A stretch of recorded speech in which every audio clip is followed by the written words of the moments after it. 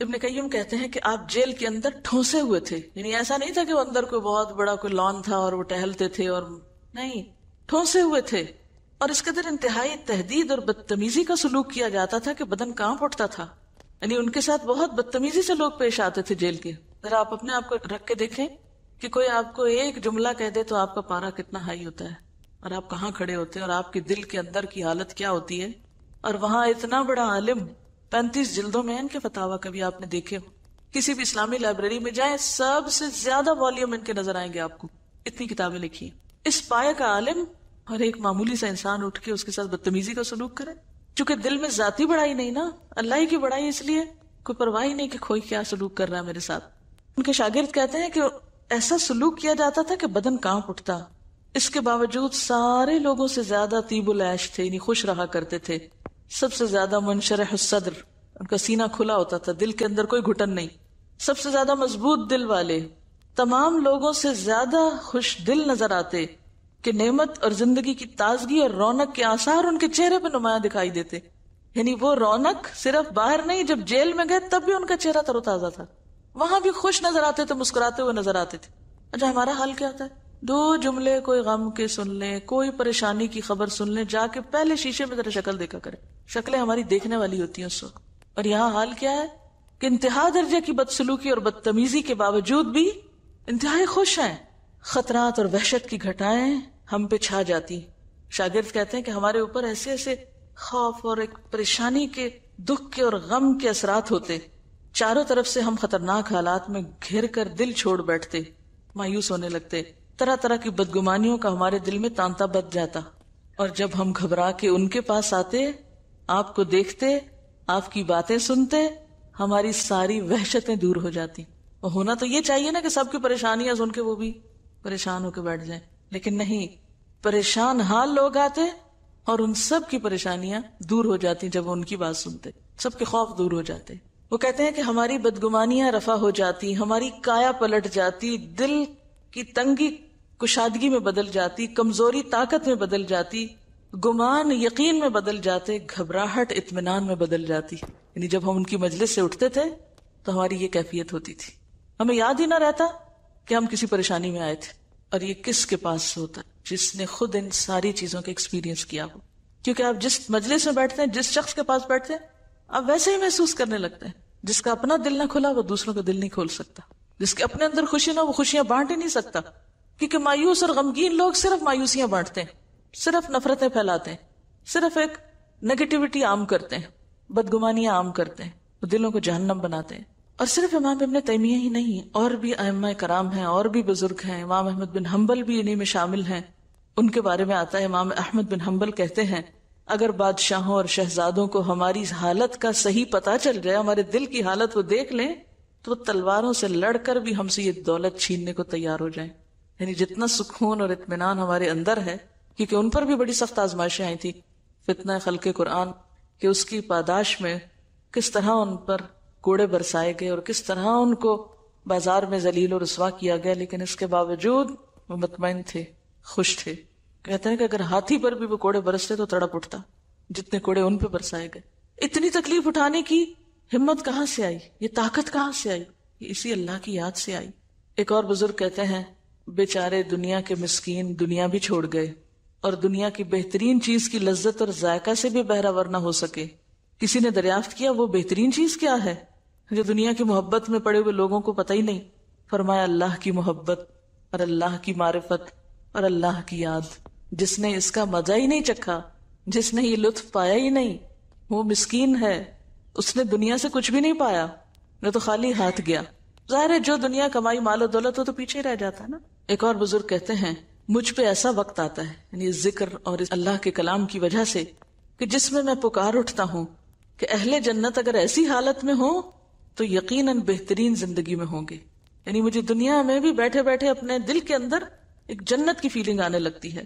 اور یہ صرف اس وقت ہوتا ہے جب انسان کا اللہ سے تعلق بالکل خالص ہو جائے، کوئی دوسرا بیچ میں نہ ہو. اور جس شخص کا تعلق اللہ سے ٹوٹ جائے پھر اس کا حال پریشان حال ہوتا ہے. من اعرض عن ذکری فإن له معیشۃ ضنکا. نہ وہ اپنے وقت کا صحیح استعمال کر سکتا ہے، نہ اپنی صلاحیتوں کا صحیح استعمال کر سکتا ہے، نہ اپنی زندگی سے کوئی بہترین کام لے سکتا ہے، وہ ہر وقت ایک پریشان خیالی کا شکار ہے، بکھرے ہوئے حال والا ہے، اور کانا امرہ فرطا۔ اسی لیے ہمیں قرآن پاک میں اس بات سے منع کیا گیا ہے کہ ایسے لوگوں کی کمپنی میں نہ بیٹھا جائے، ایسے لوگوں کی بات نہ مانی جائے جو اللہ کی یاد سے غافل ہوں۔ وَلَا تُطِعْ مَنْ أَغْفَلْنَا قَلْبَهُ عَنْ ذِكْرِنَا وَاتَّبَعَ هَوَاهُ وَكَانَ أَمْرُهُ فُرُطًا۔ وَلَا تُطِعْ، مت اطاعت کرو، کس کی؟ من اغفلنا قلبہ عن ذکرنا، جس کے دل کو ہم نے اپنی یاد سے غافل کر رکھا ہے۔ غافل لوگوں کی صحبت سے، غافل لوگوں کی مجلس سے پرہیز کرو۔ کیوں؟ ان کا حال کیا؟ واتبع ہواہ، کیونکہ وہ تو اپنی خواہشات کے بندے، جس نے اپنی خواہشات کی پیروی کی۔ وکان امرہ فرطا، نتیجتاً اس کے کام کیسے کام ہوتے ہیں؟ ان آرگنائزڈ، بکھرے ہوئے، فرطا، کوئی سمجھ نہیں اس کو کیا کرنا اور کیا نہیں کرنا۔ تو جس شخص کی زندگی میں کوئی ترتیب ہی نہ ہو، تنظیم ہی نہ ہو، اس کو پتہ ہی نہ ہو اس نے سویرے کیا کرنا ہے اور شام کیا کرنا ہے، اس نے اب کیا کرنا ہے اور کل کیا کرنا ہے، تو ایسا شخص تمہیں بھی کیا بنا دے گا؟ کیونکہ صحبت کا تو اثر ہوتا ہے، وہ تمہیں بھی غافل کر دے گا۔ تمہارے اندر بھی اسی طرح کی بے ترتیبی اور پراگندہ خیالی اور پھر مایوسیاں اور پریشانیاں اور وہ ساری نیگیٹو چیزیں تمہارے اندر بھی آ جائیں گی۔ تو بات یہ ہے کہ ذکر کرنے والا نہ صرف یہ کہ خود خوش بخت ہوتا ہے، خود پرسکون ہوتا ہے، بلکہ اس کی مجلس میں بیٹھنے والے بھی پرسکون ہوتے ہیں۔ اسی طرح غافل شخص جہاں خود پریشانیوں کا شکار ہوتا ہے، اس کے پاس بیٹھنے والے بھی ویسے ہی پریشان خیال ہو جاتے ہیں۔ اب دیکھیں کہ غافل شخص کی ملاقات اور غافل شخص کی صحبت ایسے ہی ہے نا کہ جیسے مثلاً اگر آپ کہیں جا رہے ہیں گاڑی پہ، تو راستے میں کوئی آپ کی گاڑی روکے تو آپ کیا دیکھیں گے؟ دیکھ کے کیا کریں گے؟ یہ کیوں روک رہا ہے؟ یا تو کوئی دوست ہوگا تو یا پھر اجنبی ہوگا۔ اگر اجنبی ہو اور آپ کو روک رہا ہو راستے میں تو آپ کہیں گے اچھا آپ بیٹھ جاؤ، کوئی پتہ نہیں کون ہے، دشمن ہے، ڈاکو ہے، چور ہے کون نہیں، اس سے خطرہ ہوتا ہے۔ تو بالکل اسی طرح جب آپ ایسے لوگوں کی مجلسوں میں بیٹھتے ہیں جو اللہ سے غافل ہیں، اللہ کی معرفت نہیں ان کو، تو زیادہ دیر جب آپ ان کی کمپنی میں گزارتے ہیں تو نتیجہ کیا ہوتا ہے؟ جو آپ کے دل میں بھی خیر ہوتی ہے وہ بھی چھن جاتی۔ ایک مرتبہ مولانا رومی سے کسی شخص نے دریافت کیا کہ دنیا کی مثال کیسی ہے؟ مولانا نے جواب میں نہایت خوبصورتی کے ساتھ دنیا کی مثال بیان کی۔ مولانا نے فرمایا، دنیا کی مثال ایک جنگل کی سی ہے جس میں انسان چلا جا رہا ہے کہ اچانک ایک شیر نمودار ہوتا ہے اور مسلسل اس کا تعاقب کرنے لگتا ہے، یعنی شیر پیچھے آنے لگتا ہے اس کے۔ انسان اس کے خوف سے بھاگتا چلا جاتا ہے کہ اچانک سامنے ایک گڑھا آ جاتا ہے جس میں اژدہا ڈسنے کے لیے تیار بیٹھا ہے۔ وہ شیر اور اژدہے کے خوف سے، اژدہا کس کو کہتے ہیں؟ سانپ کے ڈر سے ادھر ادھر دیکھتا ہے۔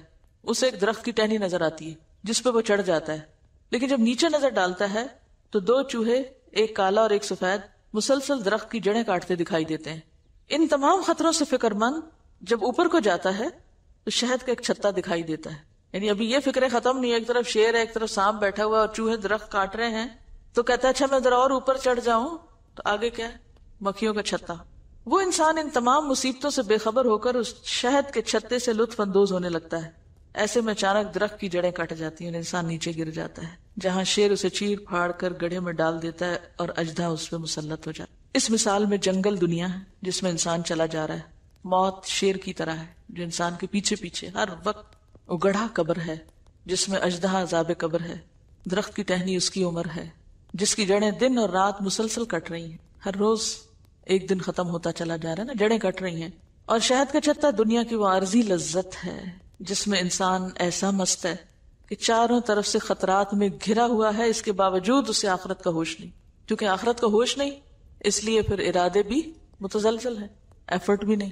جس کو موت یاد ہو وہ تو بھاگے گا، وہ سو سکتا ہے، وہ رک سکتا ہے، وہ سستی کر سکتا ہے۔ جس کو آگے گڑھا نظر آتا ہو وہ اسے بچاؤ کا سوچے گا۔ تو بچنا کہاں ہے؟ کس نے بچنا ہے؟ بچاؤ ایک ہی ہے، وَأَعُوذُ بِكَ مِنْكَ، پناہ ایک ہی ذات میں ہے، اور اسی کو ہم نے اپنے سامنے نہیں رکھا ہوا، اسی کو بھولے ہوئے۔ اور ذکر کیا ہے؟ اسی کی یاد، کہ اس کو بھول کر کوئی کامیابی نہیں پا سکتا۔ ساری ارادے کی کمزوریاں ہیں اس لیے کہ ہمیں اپنی حقیقت بھولی ہوئی ہے، دنیا کی زندگی کے دھوکے میں مبتلا ہے۔ اگر پتا ہو کہ ان سارے خطروں سے نکل کر پناہ کی جگہ ایک ہی ہے تو ہماری ساری کوششیں کس کی طرف لگ جائیں گی؟ اسی طرف دوڑ میں لگ جائیں گی۔ یعنی شیر سے ڈرنے والے کے ارادے میں کمزوری آئے گی جب تک کہ اس کو وہ کسی درخت میں نہ چڑھ بیٹھے۔ اگر آپ کو پتا ہو پیچھے کچھ لگا ہوا ہے آپ چین سے نہیں بیٹھ سکتے. آپ کی رفتار میں کمزوری نہیں آ سکتی کہ اگر بیٹھ گئے تو کیا ہوگا. آپ نے دیکھا کہ جو مزدور بےچارے روز کا کما کے روز کا کھاتے ہیں نا, کبھی بیمار بھی ہوں تو نکل آتے ہیں. کیوں؟ دکان بند نہیں کرتے یا مزدوری نہیں چھوڑتے. کیوں؟ پتا ہے کہ اگر نہیں کمایا تو بھوکے مریں گے, پیٹ کہاں سے بھریں گے. تو وہ بھوک کی جو تڑپ ہے اور ضرورت ہے, ضرورت کا احساس ہے نا, وہ ضرورت جو ہے وہ انہیں بیماری کے باوجود کھڑا رکھتی ہے. یہ گزارا جو نہیں, ہمیں آخرت میں جنت کی, اللہ کی رضا کی ضرورت ہی نہیں محسوس ہوتی, لہذا ہم ہر تھوڑی دیر بعد بیٹھ جاتے ہیں, آرام کرنے لگتے ہیں. اب آپ دیکھیے ذکر کی کون کون سی قسمیں ہیں, ذکر میں کیا کیا چیزیں شامل ہیں, اور ان میں سے بہترین ذکر کیا ہے. سب سے پہلی بات تو یہ ہے کہ ذکر کی 5 قسمیں ہیں. ذکر کی 5 قسمیں. نمبر 1, دل اور زبان دونوں سے ذکر, نہیں دل میں بھی اللہ کی یاد ہے, زبان پر بھی ہے. نمبر 2, صرف دل سے, نہیں زبان نہیں ہل رہی, بس دل میں اللہ کی یاد اور محبت ہے. نمبر 3, کبھی دل میں کچھ نہیں اور صرف زبان سے. تو ان تینوں میں سے افضل کون سا ہے جس میں دل اور زبان دونوں شامل ہو. اب آپ دیکھیے کہ جو آپ زبان سے کرتے ہیں خواہ دل شامل ہے یا نہیں, اس کی پھر آگے 2 قسمیں. ایک تنہائی میں اپنے ہی اندر, اور ایک دوسرے لوگوں کے ساتھ کسی مجلس میں. ایک ہے اکیلے اللہ کو یاد کرنا اور ایک ہے دوسروں کے ساتھ مل کے یاد کرنا. تنہائی میں جو ذکر کرتے ہیں اس میں مثلا سبحان اللہ و بحمدہ سبحان اللہ العظیم کی تسبیح پڑھ لینا, یا سبحان اللہ و بحمدہ عدد خلقہ و رضا نفسہ و زنۃ عرشہ و مداد کلماتہ. یہ کیا ہے؟ اللہ کی تسبیح, حمد و ثنا. بہترین پر ذکر کیا ہے جو تنہائی میں آپ کریں جس میں اللہ کی حمد و ثنا ہو. اور پھر لوگوں کے ساتھ جب آپ اللہ کا ذکر کریں تو اس میں کیا ہو؟ اس میں بھی بہترین ذکر کیا ہے کہ آپ اللہ کی پہچان لوگوں کو کرائیں. ٹھیک ہے, اللہ کی معرفت دلانا. مثلا یہ کہ اللہ تعالیٰ نے ہمیں پیدا کیا ہے, یہ ساری نعمتیں اللہ کی ہیں, اللہ ہمیں دیکھتا ہے, ہماری باتیں سنتا ہے, اللہ تعالیٰ ہماری دعائیں سنتا ہے, اللہ تعالیٰ بہت مہربان ہے, رحیم ہے, شفیق ہے. جتنے بھی اسماء حسنی ہیں ان سب کے حوالے سے کوئی بھی پہچان آپ اللہ کی کرا سکتے ہیں بندوں. یہ بہترین ذکر ہے جو بندوں کے ساتھ اللہ کا کیا جا سکتا ہے. یعنی بندوں کے ساتھ جب اللہ کی بات کریں تو اللہ تعالیٰ کے انعامات, احسانات اور اس کی صفات اور اس کے ناموں کا ذکر کریں. وَذَكَرَ اسْمَ رَبِّهِ. پھر آپ دیکھیں کہ کبھی آپ اللہ کی حمد کرتے ہیں, کبھی ثنا کرتے ہیں, کبھی بزرگی بیان کرتے ہیں, یعنی اللہ کا نام بلند کرتے ہیں جب, تو کبھی آپ کیا کرتے ہیں؟ تسبیح کرتے ہیں, تعریف کرتے ہیں, اللہ کی بڑائی بیان کرتے ہیں. یہ تینوں چیزیں سورۃ الفاتحہ میں جمع ہو جاتی ہیں.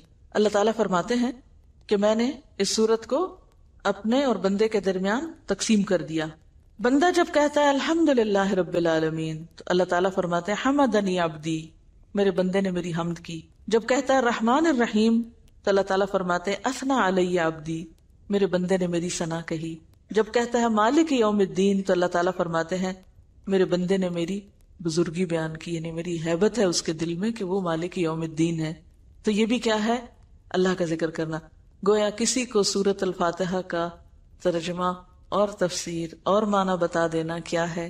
بہترین ذکر ہے, بہترین ذکر, کیونکہ اس میں قرآن پاک بھی شامل ہے اور قرآن میں بھی ام القرآن ہے.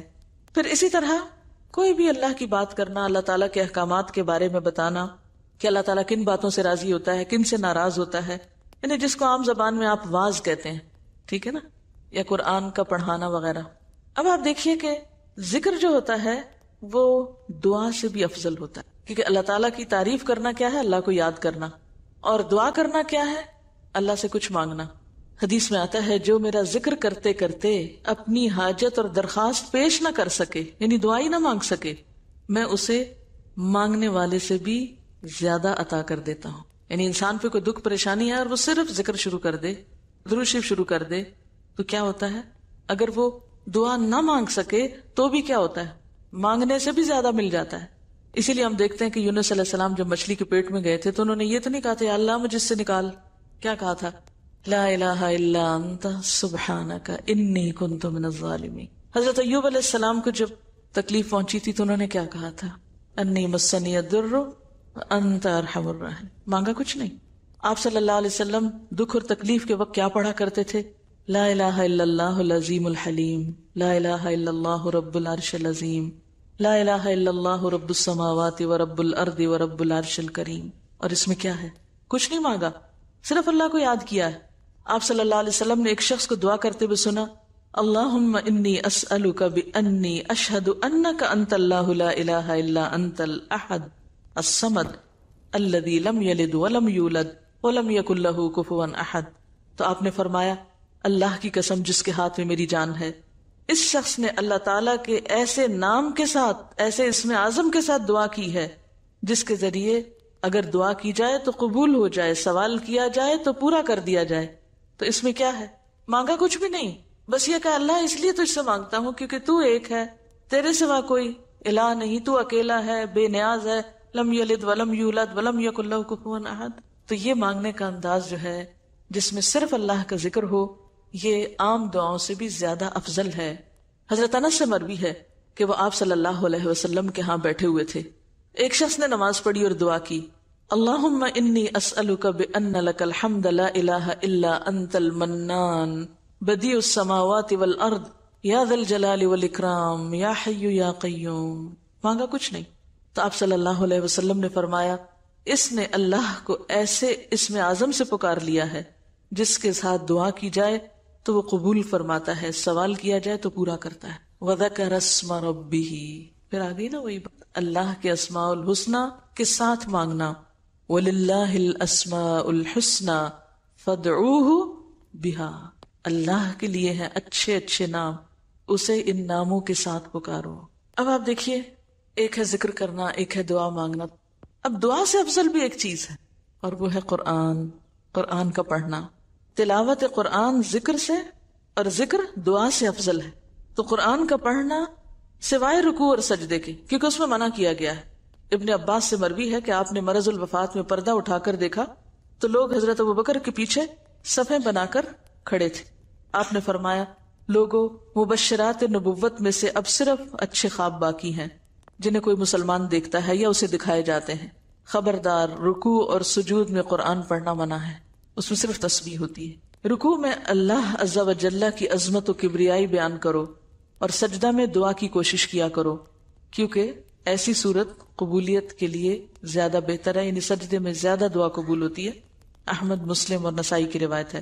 اتل ما اوحی الیک من الکتاب واقم الصلاۃ ان الصلاۃ تنہی عن الفحشاء والمنکر ولذکر اللہ اکبر واللہ یعلم ما تصنعون. اتلو، تلاوت کیجئے، ما اوحی الیک من الکتاب، کتاب میں سے جو بھی آپ کی طرف وحی کیا گیا ہے، واقم الصلاۃ، اور نماز قائم کیجئے، ان الصلاۃ تنہی عن الفحشاء والمنکر، کیونکہ نماز تو بے حیائی اور برائی سے روکتی ہے اور اللہ کا ذکر سب سے بڑی چیز ہے. یعنی تلاوت میں اور نماز میں بھی اصل چیز کیا ہے؟ اللہ کی یاد. یا دوسرا معنی یہ بھی کیا جاتا ہے کہ نماز اللہ کے ذکر کی سب سے بڑی قسم ہے اور اللہ کو پتا ہے جو تم کرتے ہو. اس لیے محض تلاوت قرآن سے بھی افضل چیز کیا ہے؟ نماز. وَذَكَرَ اسْمَ رَبِّهِ فَصَلَّى، وہ ہائٹ ہے نماز. جو تلاوت قرآن کا پڑھنا نماز کے اندر ہوتا ہے وہ اس پڑھنے سے افضل ہے جو نماز کے بغیر پڑھا جاتا ہے. تو اس سے کیا پتہ چلتا ہے کہ ذکر کے بھی درجے، ایک درجہ ہے دعا مانگنے کا، ایک درجہ ہے ذکر کرنے کا، ایک درجہ ہے قرات کا، قرآن پڑھنے کا، اور ایک درجہ ہے نماز پڑھنے کا اور نماز کے اندر قرآن پڑھنے کا. آگے سے آگے، اوپر سے اوپر ہے نا. اور یہاں بھی کیا، وَأَقِمِ الصَّلَاةَ کے بعد کیا فرمایا، وَلَذِكْرُ اللَّهِ أَكْبَرُ. تو ایک معنی اس کا کیا بنتا ہے کہ نماز اللہ کا سب سے بڑا ذکر ہے. اب بات یہ ہے کہ ذکر کی جو مختلف قسمیں ہیں ان میں پھر افضل ترین ذکر کیا ہوا؟ نماز، اور اس سے کم پھر قرآن. اور قرآن کے ذکر یا تلاوت کے بھی دو طریقے، ایک خود پڑھنا اور ایک دوسروں کے ساتھ پڑھنا، شیئر کرنا، یعنی اس کو سیکھنا اور سکھانا. جیسے حدیث میں آتا ہے خیرکم من تعلم القرآن وعلمہ، تم میں سے بہترین ہے وہ شخص جو قرآن سیکھے اور آگے سکھائے، بہترین عمل میں سے ہے. اور اس کے برعکس من اعرض عن ذکری، جس نے اس کتاب کو چھوڑ دیا، کیونکہ یہاں ذکر سے مراد قرآن ہی ہے، فإن له معیشۃ ضنکا. اگرچہ سارا ذکر، یعنی ابھی تک جو میں ذکر کی باتیں کرتی رہی اس سے مراد میری صرف تسبیح نہیں تھی، وہ ان سب چیزوں کو شامل ہے. وَنَحْشُرُهُ يَوْمَ الْقِيَامَةِ أَعْمَى، اگر اس کتاب کو چھوڑ دیا، اس سے آنکھیں بند کر لی، ان آیات کو بھلا دیا، تو پھر نہ دنیا میں چین ہے اور نہ آخرت میں.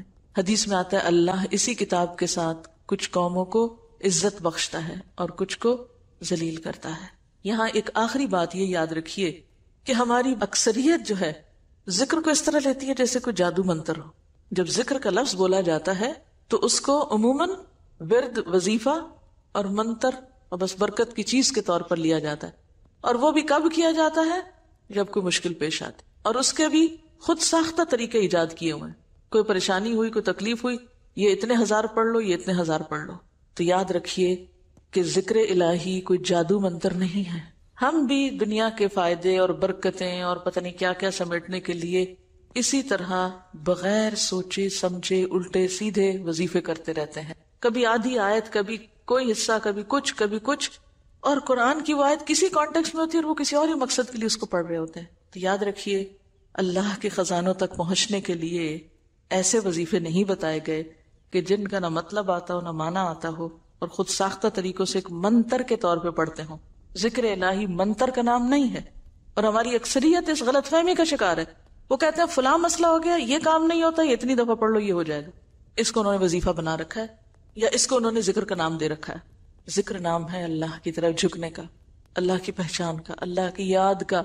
ایسی یاد، ایسی تڑپ، ایسی محبت دل سے اٹھے کہ واقعی آپ کے پورے بدن پہ اس کا اثر ہو جائے. کبھی تو وہ آیتیں سنیں تو کیا ہو، انما المؤمنون الذین اذا ذکر اللہ وجلت قلوبہم وَإِذَا تُلِيَتْ عَلَيْهِمْ آيَاتُهُ زَادَتْهُمْ ایمانا وَعَلَى رَبِّهِمْ يَتَوَکَّلُونَ. یہ ہوتا ہے ذکر کہ اللہ کا نام آ جائے تو ان کے دل دھڑکنے لگتے ہیں.